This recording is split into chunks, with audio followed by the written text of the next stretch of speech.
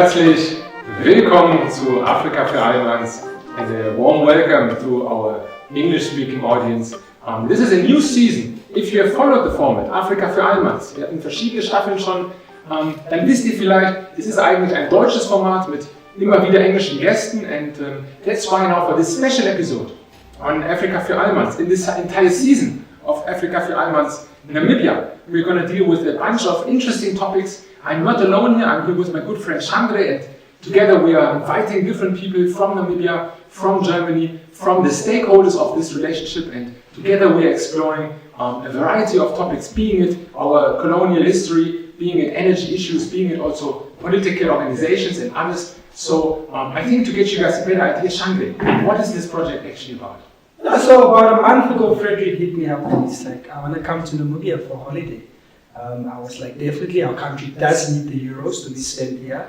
But I was, thinking to myself that it is important also that we use this time a little bit more productively. And as such, we decided to do this special season of Africa for Allmanns. Hopefully the start of something bigger beyond this. But essentially, it is about our friendship. I met this young German guy in Turkey, Istanbul, a few years ago. And we decided to start this organization that has done great work already. But we felt that it is time to explore this relationship, not just on our level, but perhaps on the next level, which is between the two countries as well. So this conversation that we're having over a span of 8 episodes will really be focused on our friendship in particular, but also looking at the nuances of this relationship between Germany and Namibia. And I think that's a very important aspect, because we tend to at least look from a German perspective, at least always on these country issues like the colonial past, like of course now different energy shortages which are rising in Europe, and we tend to forget that there's also a people-to-people relationship, and that is something that was initially there between us, and we met on a neutral country, we met on neutral terms, and over the time just came to the conclusion that wait, there's like a bunch of things going on between our countries that we were never really engaging in. And I think, that we want to use now. And for this very first episode, Chandre, who have we invited here? Yes, Frederick, we are speaking to Dr. Ellison Tjirera from the University of Namibia. He is a sociologist, and he will be our first guest on the special season of Africa for Allmanns. Dr. Tjirera, welcome to the Africa for Allmanns stage. Herzlich willkommen. Thank you for having me. It's an absolute pleasure to be the first in this series. No, definitely, we're happy to have you. Take us through contextually, without necessarily the entire historical facts, synergized chronological way, about the history of this relationship between these two countries. So I think historical disciplines are very important in every relationship, I think. So and when it comes to Germany and Namibia, of course, that history is of colonialism. So we go back to 1884 Berlin Conference, when Africa was being partitioned among different powers, right? And of course, Namibia then was given to Germany, and it became German Southwest Africa. So, but colonialism proper, as far as Germany in Namibia is concerned, started around 1890, at least officially. But of course, there are things that happened before that. Case in point being Accra Pequena, today called Lodrez, which was acquired by a German industrialist, and then he asked for protection from the German troops. So there's of course that kind of a history of conquest and looking for resources, really.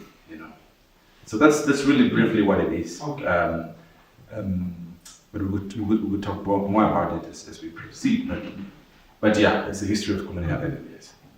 And to which extent, because now I've been here now for, again, the second time, multiple days, and we've been driving around Windhoek. I remember also last time we went actually to Lüritz, the origin of that colonial relationship. I mean, I still see like street names and stuff, but maybe out of your perspective, how is that colonial past still present in everyday life here in Namibia? It's incredibly present. I mean, you mentioned a case in point being the streets. You can also talk about names of people, buildings, there's architecture, language as well. Language, German schools all over the place as well. So the remnants are very much present, and in fact, if you go to some of the places like Swakopmund, you would be thinking that you are not in Namibia. If you just, some people think it must be some small German town, and of course, there is a huge German presence there. So the remnants are very much present. Interesting. And if you look now at this evolvement, I mean, we're speaking about a time span that is like, you mentioned 1884, and now this is like basically nearly 150 years since then. How would you describe the evolution in that? Because the colonial history then ended very early with the First World War, and there were different time spans, maybe British, South African rule. How has the German presence more or less evolved since then? Good question. And you see, the interesting thing is that actually the German colonial period was quite very brief, about 31 years, if I'm not mistaken. But the consequences, the effects are so long-lasting. And I think we could even talk about the economic sphere where the German-Namibians are so highly concentrated, We can talk about the issue of land that we cannot run away from, Not long ago, the Namibia Statistics Agency put out some statistics on land ownership in Namibia. And the statistics are quite very shocking. I mean, about 70% plus of arable land. Arable land. Yes. So productive land. Yes, it's in the hands of whites, generally speaking. So of course, Germans. Yes. And they make up 70% of the population. Absolutely. So you have got those, serious imbalances that come from that period, and again they are still very present. I'm not saying that South African colonial period, which lasted for about 75 years, didn't have any effects. I mean, we can talk, for example, about the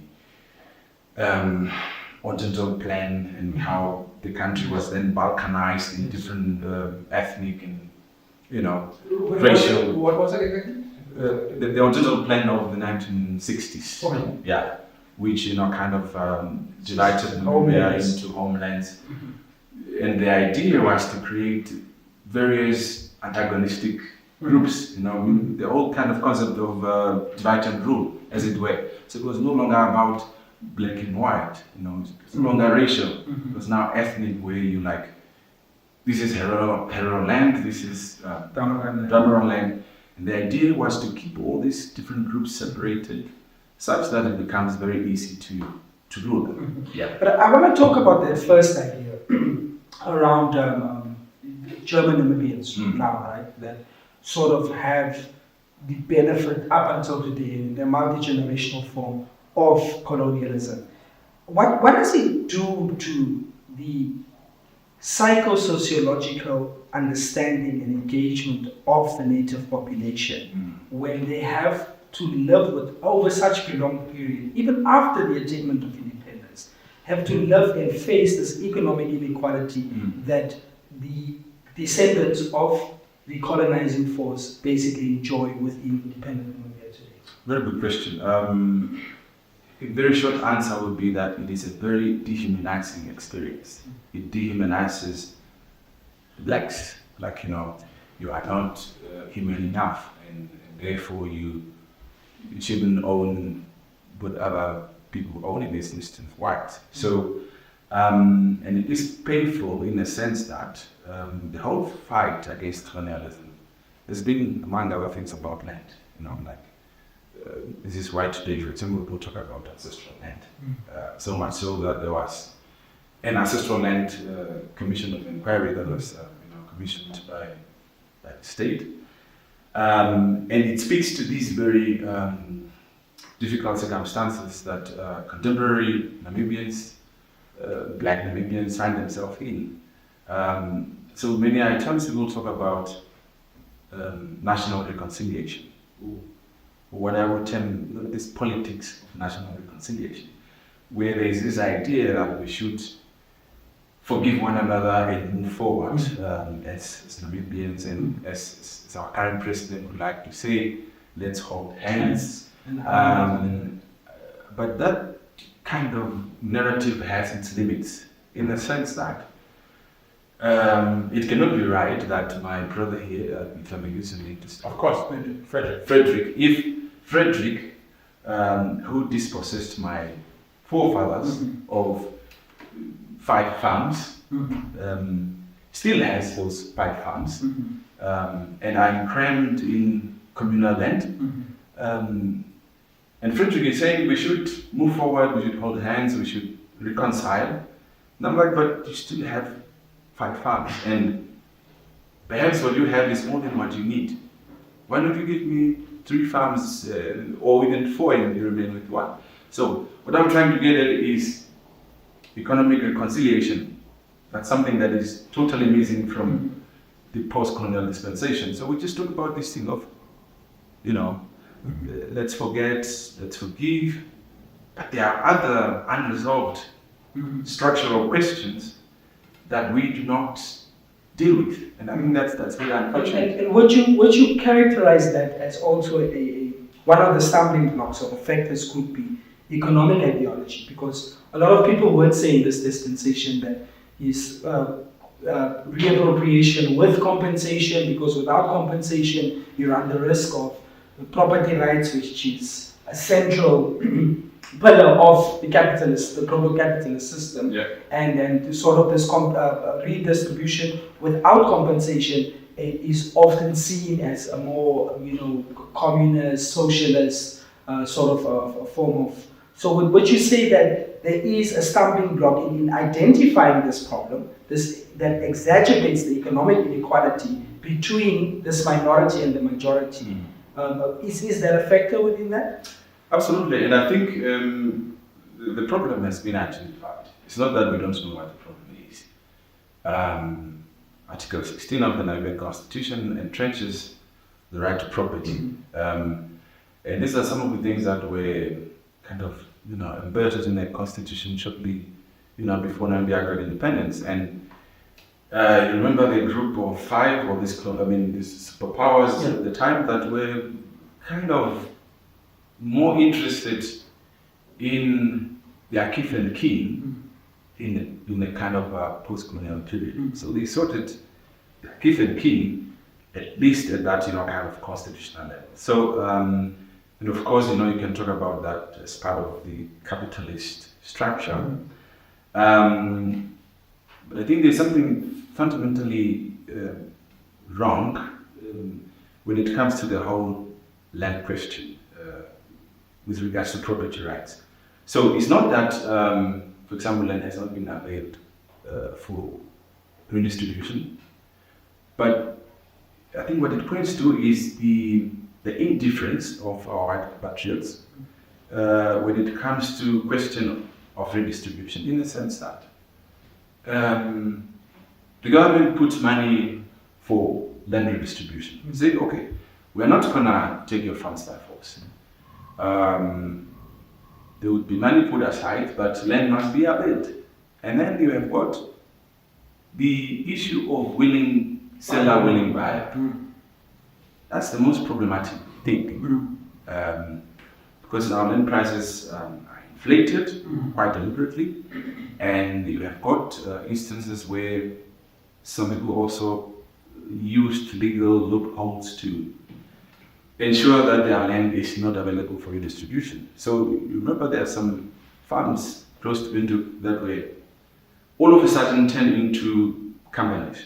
So the moment a farm no longer falls under a farm in the real sense, it becomes a company. Then it falls under a totally different legal dispensation, and therefore cannot be exactly. So I think there is a mix of things that have been happening. So, and I don't think that taking land by force is the right approach. There are other things that we can do systematically, but they require some kind of seriousness from our white compatriots, not the indifference that we get. I think it relates, although of course the Namibian case of inequality is unique in compared to maybe Germany, but On an abstract level, we have similar debates, given the wealth inequality and ways to tax wealth. I mean, once it's a global span of, as you said, companies and not individual properties anymore, it's very hard to actually go to the individual. And that's why we might want to shift also this debate a bit to the question of the elite structures, maybe, because as we have seen, I mean, you mentioned the Berlin conference, which was, I mean, just a few days connected to the Congo conference, and all these monarchs, they effectively in Europe back then, they're using this racist concept, and also, of course, using also this abundance of African resources to enrich themselves. But technically, it was, of course, not the simple man or the individual. From my hometown Köln, I assume that the benefiters of this system were a very reduced amount of people, which might be also now reflecting a bit of the benefiters which are nowadays in Namibia. So I'm wondering in this debate, do you also think that addressing maybe the elitist structures in Namibia is the right way to find it? And to another extent, maybe, how has the elitist structures changed in the last 150 years? Mm-hmm. I think the elites are indeed part of the problem. And again, if I may go back to the issue of land, yes, when you have some land that is available for distribution, and then you go and get Patrick Sem from Oshakati who didn't lose any land, you give him a farm in a district of Omaheke. That is far away, just for the context of German politics. Okay, yeah. That's a big distance. Yeah. And it happens that Patrick Sem is part of the elites, like, at least in our context. Perhaps you can talk for your elites. But you see, in Namibia, so you have got,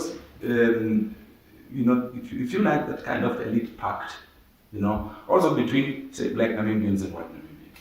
So, few farms that are made available are probably, between these elites, and someone who did not lose any land would be given a commercial farm somewhere in areas where, for example, people were dispossessed of the land because of genocide, as a case in point. So there is that problem of elites, generally speaking.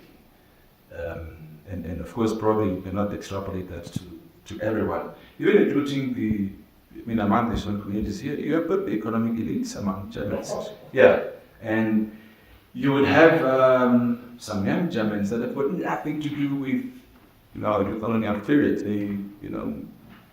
But still, they inherited stolen wealth. Yes, and that makes it also difficult. I mean, from my point of view, I always compare it with the Shoah, the Nazi crimes, basically, where at least growing up, my grandparents were slightly alive at that time. I mean, they were also more or less young Germans, but there's at least some sort of connection you can draw. But with something that is like 2-3 generations more distant, I always struggle with finding also connection. I mean, you targeted probably the most obvious one, which is inequality of poverty. But beside of that, I think we always have to look very hard to really find a connection. I don't think it is a side of that. I think that is fundamental towards the human dignity that we seek at the point of independence, right? Even if it happened so many generations ago. So I think it is important for even Germans living in Germany to recognize that economic inequality or economic dispossession is a fundamental thorn that we can't move on from.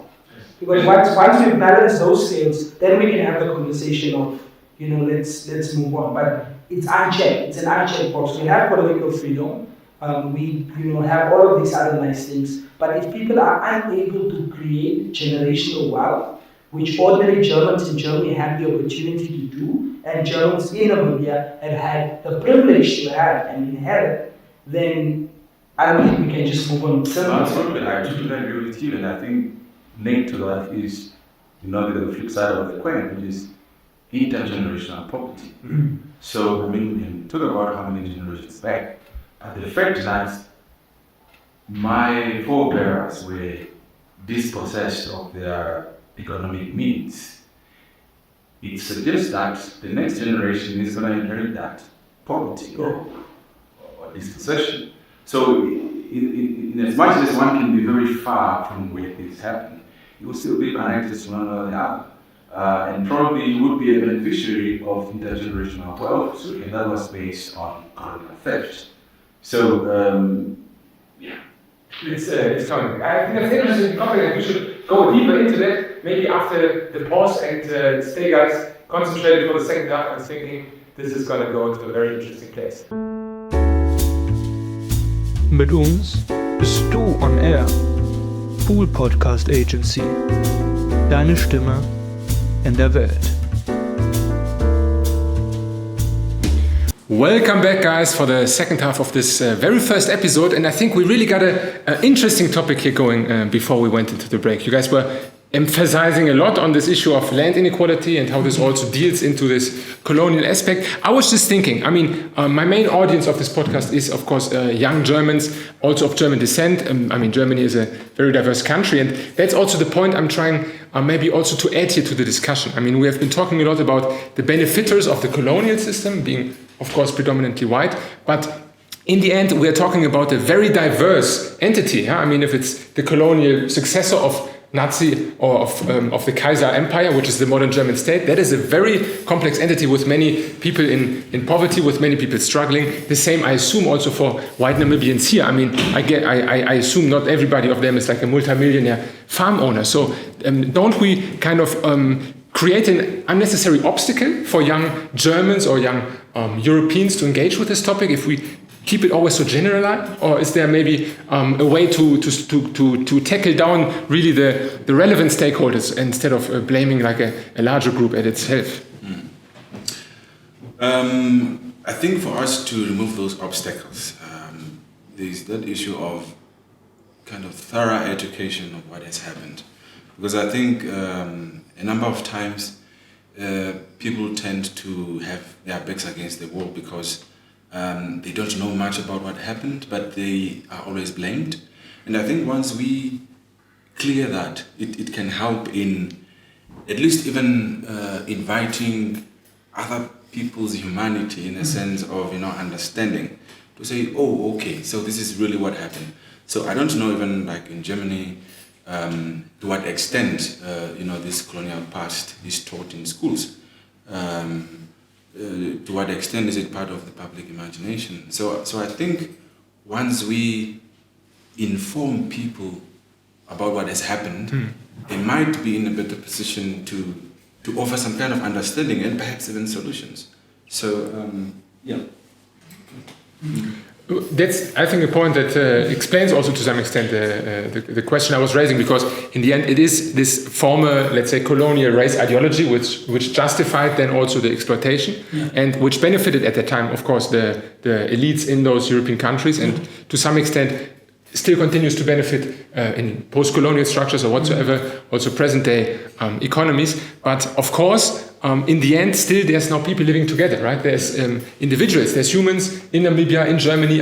There's a bunch of organizations. You also said, Chandra, we might speak with some of them also here in Namibia. German development partners. Exactly. Yeah. So would you say that Germany, through these development partners, we have, for instance, the Konrad Adenauer Stiftung, which is a German foundation, various other foundations, GIZ, yes. And one of the proponents of Germany, even when at the start of the genocide negotiations, was that they have invested a disproportionate amount of development aid into Namibia. Right. Would you say, under that context, that development aid has made a significant impact in the past few years since independence? So at one level, you would say that it has made a significant contribution to, socio-economic improvement of a lot of people in Namibia. Organizations like Konrad Adenauer Stiftung, Friedrich Ebert Stiftung, they're doing incredible work in the space of Civic education, advocacy, human rights, and so. And this is, very important work that they do. But then you've got that element of, say, development aid, which, at least for the context of the genocide, has somewhat created a conundrum, if you like. In the sense that, sometimes you would hear, we have given X billions of euros in development aid, and Namibia is by far the country that received most of our development aid, means German speaking. And then you would get a sense that somewhat justifies Germans being reluctant to pay reparations, for example, or to even accept that there was genocide and all this kind of stuff. But I think we have made some progress in terms of even accepting that there was some kind of genocide. So, in that context, isn't it important then that there must be a differentiation between paying reparations to affected communities and development aid for a nation state? Absolutely. Absolutely, there must be a difference. But sometimes even those, and again, probably it goes back to the whole problem of the elites. Yes. That sometimes, if there's some kind of clamoring voices for, say, you want reparations now, nothing for us without us and all this kind of stuff. And then you have these elites, like putting this kind of stuff on the table saying, Germany is by far the biggest donor in terms of development aid. As a way to say, don't make so much noise. But of course there must be that difference, definitely. Yes. So yeah. Okay.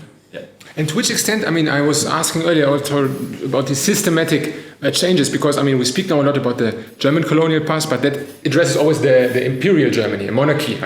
We've had revolutions. Germany has, in the meantime, twice been overthrown, 2 wars, into a Weimar system, a Nazi system afterwards, and now the let's say, more federal-oriented democratic system. And there's been a lot of change. And I would assume even many of the viewers here, they might have from school some more knowledge, maybe about the Nazi era, probably not so much about the Weimar era, guaranteed very little knowledge about the imperial era.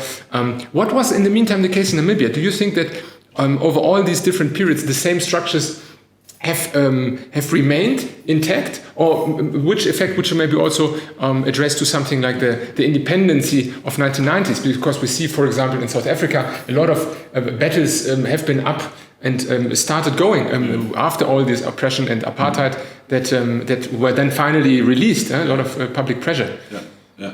I think when it comes to Namibia, the tragic part is that for a very long time, again going back to the issue of genocide, that topic has been very absent in the public imagination, and I think that has been a fundamental problem in terms of even understanding and how to move forward. So I for example, only heard about genocide when I was at varsity, and it was not in university books that I was reading. I just had this thing in passing. And probably now history books have been updated, I suppose. But I can tell you without any fear of contradiction that, my grade 10 history textbook didn't have anything on genocide. It was just the war of national resistance. Yeah. So it was, kind of collapsed under this broader war differently. So, and this was already after independence, right? Yes. Okay. Yes, absolutely. Post-independence education. So that has been a bit of a problem. And you would realize that even the whole fight for reparations it's quite something very very recent. You would remember that it was only in 2006 that the motion was tabled. Exactly. So it's not known. And maybe just as a follow-up question, because as we said in the pre-conversation, you were already in Germany and have been in touch also with other academics in that area. Is that something you felt that was at least present on that side, this genocide issue? I can't answer that with any confidence. I can of course just speak on Namibian side, but with constant reading now, about the genocide, because I also teach a theme on genocide in my advanced sociology of Namibian society class, a 4th year class in sociology, and I put in that topic because I thought it was something that was very important to the Namibian society, and it has not been very present in the academy, and so at least I have that leeway to put it in without. Do you find this the deliberate omission of the genocide history in the Namibian curriculum? Let me take you to this guy called Milan Kundera. There's this famous quote that I always use whenever I'm making reference to issues of memory politics. You know, Who is he? Milan Kundera. Okay. Yeah, in his book called The Book of Laughter and Forgetting, Okay. he argues that the struggle of men against power is the struggle of memory against forgetting. So, issues of remembering particular aspects of a history are done in such a way that they allow some people to lay some claims to what the state has to offer, to resources. So you would realize that the history of the liberation struggle, which is predominantly a SWAPO history, Yes. is given such a prominence. And through that, individuals who were part of that struggle are in a position to claim particular things from the state. You can think about the war veterans and the grants that they claim from the state. Yeah. They use history. Yes. So memory and power go hand in hand. So And just one very question to understand it. The target groups of the genocide, Nama and Herero, are they part also of the initial SWAPO movement? Or is it represented there? Or is it... well, I mean, of course you had some Hereros that were part of SWAPO. But I'm just talking about, you know, in terms of how our history has been recollected and memorialized. You could argue that there was a deliberate omission. And you can even today go to the Independence Memorial Museum. A museum that is located on a space that was once a concentration camp of the prisoners of war. the big building Yes. where we were last time, right? The coffee machine, yes. It sits on a formerly concentration camp of the prisoners of war. But you don't get that information in your face when you are entering. Why is that the case? When you go inside, you look at different floors that, you know, have things to exhibit. It's shocking. This deliberate omission continues even in a post-colonial period. How is it that you have Sam Nujoma in front of the Independence Memorial Museum? It makes no sense. What is he doing there? Or you go to the floor that is dedicated to the War of National Resistance, you still have something of Sam Nujoma alongside people like Hendrik Witbooi and Nama and Herero. What on earth is Sam Nujoma doing next to those people? He has no place there. And that's you see, that's deliberate. It's a deliberate privileging of a particular historical account, such that you lay claims to the state, you become the founding father, and. So, yes, these things can quite be deliberate. Memory politics is quite very Yes. selective. And as you said, it shapes also the understanding of our present power structures. Huh? Absolutely. But notwithstanding that, I mean, there are a lot of other things that has happened that kind of try and move us forward in the sense of appreciating each other's humanity. You know, the returning of the skulls and other historical artifacts. Those are things that are meant to fix this memory, if you like. Yes. Make it more accommodating. So there are those things that are happening.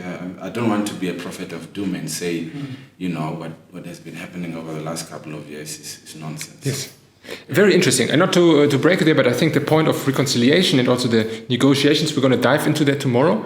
And I was wondering, since when you speak to a normal German about Namibia, I mean, most associations would be tourism, some might be actually already colonial studies, strong among the educated or younger population, and of course others will now be related to energy. And I was just wondering, you as a sociologist, how do you see maybe in your experience from students or your knowledge of the society, how do you see still the interactions between those German descendants and the Namibians, or within the Namibians? Is that still a present a factor? Is Germany still a bigger part of the society in everyday life? I think I would say we have got two societies in one. A number of white friends that I have had in my life have been European visiting students. Not a single white Namibian. Like me and Chandra then. I guess you told me the same story, right? Yeah. Your first white friend. And I think that should say something about our society. Definitely. So I think we have got a long way to go. Yeah. At that level of interaction, we still, again, I think that we have two societies in one. Could even ask you, do you have a Namibian white friend? No. Not even one.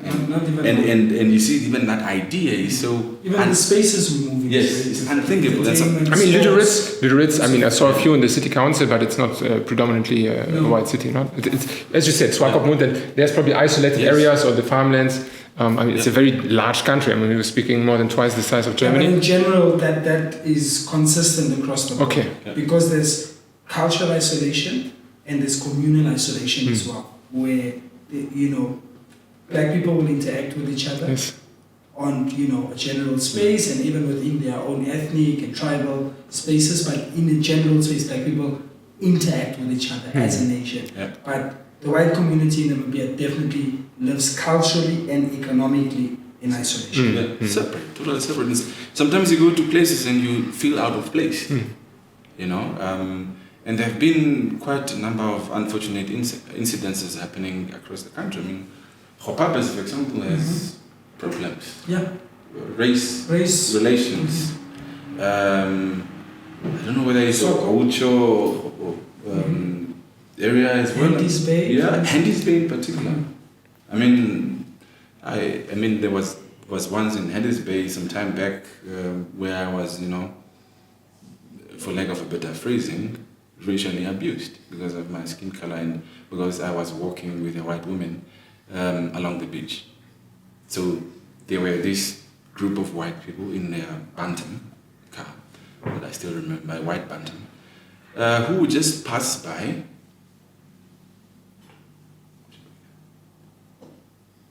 Or who would just pass by and hoot, and when I looked their side, they showed me middle finger. And I'm sure had I been walking by myself, they would not have done that. So that was done because of the color of my skin. Yeah, a very interesting topic. I think, especially on the diversity that we still face. You could see it as a pro that Namibia is so diverse. Some of the youth engagement, I think, also shows that diversity. Unfortunately, still, I assume, like also in Germany, there's still a long way to go with the xenophobic aspects. But I think, especially with the tourism, that is also something that we should dive in further, because I think this image that you are sharing now is nothing that we see in Germany. And I think despite a lot of tourists coming here every day. I saw it on my flight from Frankfurt. It was full of trekkers who are going to go hiking or whatnot, or safari.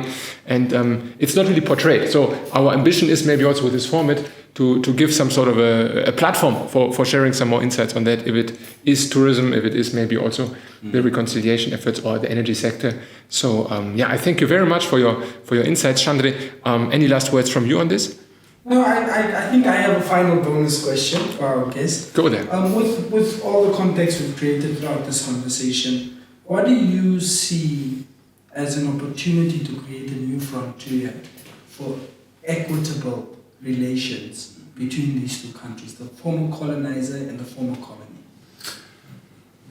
I think there is an urgent need, at least from the German side, for them to start to recognize the humanity of blacks here in Namibia in a more serious and meaningful manner. I'm not saying that they are not doing it, but what I'm thinking is that they are not doing enough. Okay. And secondly, I think we also have to look inward, our own German-speaking Namibians who are here. And I think our anger has been towards the colonized side and the metropolis, Germany, Berlin. But we have got the settlers who are here, who are now, who are for all intents and purposes Namibians. And I think they have got a huge stake, in the stability of the country, and they have to do more than what they are doing currently. And then probably we can chart a new frontier of our relationship and economic reconciliation. Definitely. Economic That's the reconciliation. most important. Thank you. Thank you very much. All right. Das war's mit der ersten Folge Afrika für Allmanns Namibia. Von mir, Frederik. Ich glaube, wir konnten viel mitnehmen. We learned a lot in this one and have been covering basically all other topics that we are aiming already now into delving deeper. And ja, ich hoffe, ihr bleibt dran, verpasst keine der weiteren Folgen und folgt uns auf allen Kanälen und viel Spaß mit den weiteren Folgen hier aus Windhoek, Namibia. Chandre, your words. Yeah, I think it was an informative first episode. It really sets the pace that we're trying to hit with this special one. I think you guys should definitely stay tuned. If you think this was it, it's just the tip of the iceberg. There's way much more to come. So like, subscribe and follow Africa for Allmans as we record and share with you this special season here in Namibia. With that, I'm Chandre. Thank you.